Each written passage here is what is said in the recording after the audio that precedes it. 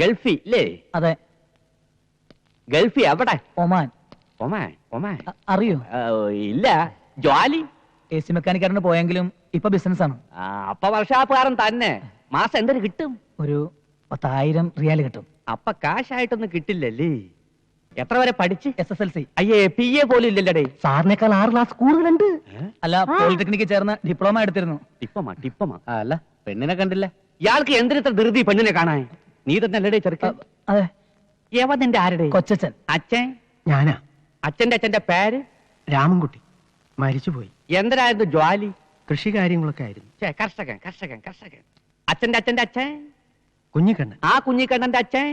അത് ഓർമ്മയില്ലല്ലേ?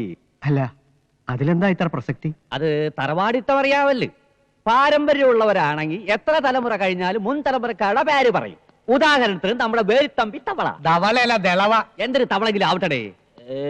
ലവന്റെ തുടർച്ചക്കാരനെ ലവനെ ഓർക്കണില്ലേ? പേര് പറയണില്ലേ? അതുപോലെ യവനെങ്കിലും നിനക്കൊക്കെ ഉണ്ടോടെ? പെണ്ണെത്തി. അതെന്റെ പെണ്ണാടേ.